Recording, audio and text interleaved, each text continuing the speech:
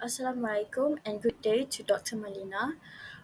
My name is IZZATI binti RAMLI, along with my fellow friends Nur FILZAH FARHANA, Nur Alia HUSNA, and CHIEN. And today, for our group presentation for LEM211, we will present about Monster in the Media by Kendall Johnson for our chosen topic of the seven criteria of textuality. So, without further ado, let's get started.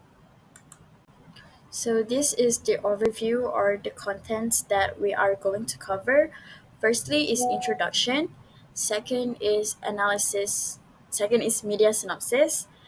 Basically, just a brief summary or synopsis of what the article that we chose is about, so you can read further reading on it at the link that we provided at the reference page.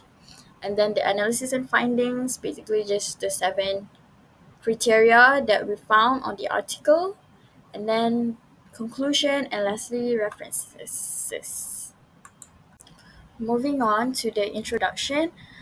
So, what are the seven standards or criteria of textuality? So, according to De Brugrande and Dressler, 1981, the seven standards of textuality consist of cohesion, coherence, intentionality, acceptability, informativity, situationality, and intertextuality.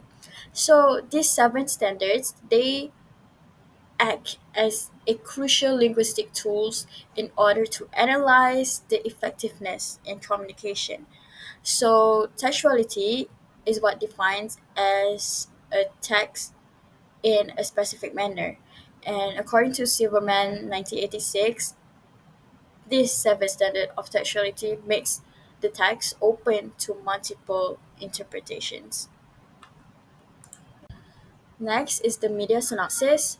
So in this article, the author, Kendall Johnson, she critiques the media's odd glorification that they have of Jeffrey Dahmer. So as we all know, Jeffrey Dahmer is a sadistic serial killer where he killed many young men, particularly black men, and somehow the media romanticize the act. Sometimes they say that, oh, Jeffrey Dahmer is mentally ill, so he's not wrong. He's just mentally ill. Like, what? Why would you defend this guy where he killed a lot of people? And one thing about Jeffrey Dahmer is he is well aware of what he is doing. He is not dumb, he is not stupid. He is well aware of what he's doing. So I don't understand why the media or the netizens or the people somehow they defend this guy, which is weird. And I would say it is mind blowing to me. And okay, I'm gonna stop there. Also, Kendall Johnson also critiques this weird glorification because it re-traumatized the victims' families. However, it was shown as entertainment to the people. They act like, oh, even though it's a true story, they can make it more more fun, or like not so good fact, or like the fact is not accurate. However, they do it that way because it's just entertainment. However, it is not. It is not an entertainment, and this has caused backlash and anger by the victims' relatives and Dahmer's father. Okay, moving on to analysis findings. So, firstly, we're going to talk about cohesion. So, what is cohesion? Act, Cohesion acts as a glue, and it is established by cohesive devices. So, cohesive devices in this criteria of textuality, they have eight, which are recurrence, partial recurrence, parallelism, paraphrase, proform, tense, aspect, ellipsis, and junction. So in this text, we found recurrence. So, what is recurrence? Recurrence is the repetition of concept, characters, or event in a text in order to emphasize its significance or influence. So, in this article, it was used when, when Kendall Johnson she mentioned Jeffrey Dahmer twice to emphasize the influence of him as a serial killer and highlight the vast amount of media coverage dedicated to his life and crimes. So examples from the article is, in quote, the show is based on one of the most notorious serial killer in the United States, Jeffrey Dahmer. There have been many films, shows, and documentaries about the life and mind of Jeffrey Dahmer. So it is stated twice, and it shows how big his significance is or influence in the article. So moving on to situationality, according to Kadim and Mohammed 2020, situationality refers to the idea that any text produced by the author must be relevant to the communicative events occurring with a specific context of social practice. So it means that a text should address specific communicative events or cultural norms or maybe social practice of the given context to consider it as a relevant context. For example, example number one, despite Netflix claiming that this new Dahmer show was meant to shed light on the lives of victims and be told from their point of view, Hughes said that the show incorrectly portrayed the death of a son. So we can, from this statement, we can know that Netflix claim the show was meant to show respect to the victims and to their families, but actually it did not match the purpose or the situation of the show by showing the incorrect version of Hugh's son's death. And they also have omitted the sensitivity of the real life tragedies that happened to the victims and to their families. So example number two, not only that, but they are then exposed to those on the internet who attempt to excuse Dahmer's actions and those who romanticize him. Romanticizing Dahmer is not uncommon in the media and takes the form of idealization. Dahmer is one of many serial killers who has grown fandoms, a group of fanatics that disregard his acts and present them in a more romantic or idealized manner. Uh, from this statement, we can see that how people in the media, in the internet, react to Dahmer's crime. They romanticize him um, instead of focusing on his crimes. They romanticize him by turning him into like an um, idolized figure rather than focusing on his crime. And the actions of the fandoms is actually has uh, it goes against the expected response of the show. So moving on to intentionality, intentionality refers to the author's goal when writing content for the readers according to Rahma, Chelsea and Agustina 2022. This involves aligning the article content with the intended messages while ensuring that it engages with the readers. So the author's goal in this article is to critique the romanticization and glorification of Jeffrey Dahmer in the media. For example, the popularity of Dahmer in the media also means that the families of the victims have to hear a constant of his name and his action, knowing that they have been directly affected. So this serves as a constant reminder to the victim family of the tragedies that happened, forcing them to relive their trauma and remembering the bad memories associated to Jeffrey Dahmer. So this sentence particularly highlights the insensitivity of media portrayals that the author intended to criticize. Example 2, romanticizing Dahmer is not uncommon in the media and takes the form of idolization. Dahmer is one of many serial killers who has grown fandoms, a group of fanatics that disregard his acts and present them in a more romantic or idealized manner. So if you have ever seen a picture of Jeffrey Dahmer, you might realize that he is quite a good-looking man. So this has attracted fans or groups that are trying to justify his action. They overlook his crime and portrays him in a positive way while ignoring the pain that he has caused to his victims and their families. So example 3, no TV series based on a true story of murder should claim to be a work of fiction. This serial killing case happens in real life and it has evidence to prove that it is a true story. So claiming it to be a work of fiction is actually quite rude and inconsiderate to the people involved. So next is intertextuality. According to Rahma, Chelsea and Agustina 2022, intertextuality is the link between a text and the knowledge the audience already has, which is included in the text. So the first example is from the victim's family perspective, which refer to a real person or a real individual that has suffered from Jeffrey Dahmer's crime in real life. So Anthony Hughes' mother stated, I don't see how they can do that. I don't see how they can use our name and put stuff like that out there. So this sentence emphasizes on the real life implication of the media portrayals on those directly affected.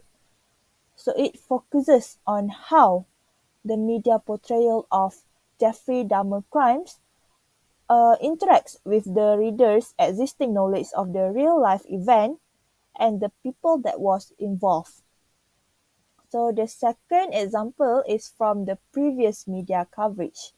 There have been many films, shows, and documentaries about the life and mind of Jeffrey Dahmer as well as the horrific acts he committed between 1978 and 1991. So the words many films, shows, and documentaries refers to all the previous example of Jeffrey Dahmer stories that was turned into media, such as My Friend Dahmer by the Hulu Films in 2017, the Prime documentary video The Jeffrey Dahmer Files in 2012, the horror movie Dahmer in 2002, and many more. So this create a sort of templates, a sort of pattern for the viewers to understand this repetitive and similar storyline, which is based on the real life serial killing case. Okay, so this is informativity.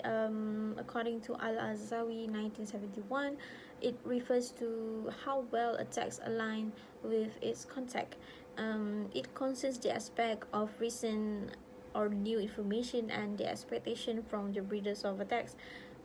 Maybe we can say it's actually about the level of newness and the usefulness of the information. Like example number one, Netflix failing to ask permission from families of victims in the Jeffrey Dahmer story. Netflix also neglected to ask El Dahmer permission to add his secret tapes into the Jeffrey Dahmer tapes.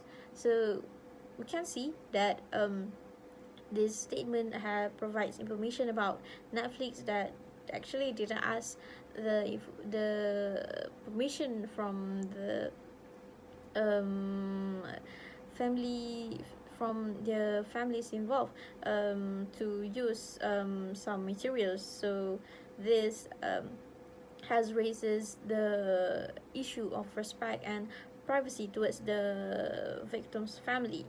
And how this is statement how it this statement is new, considered new, and this is very helpful because for better understanding, and it tells us about the truth and controversy happened behind the show's production. So example number two, it was the number one view show on Netflix, and the series has become Netflix's 9 most popular English language TV shows of all time.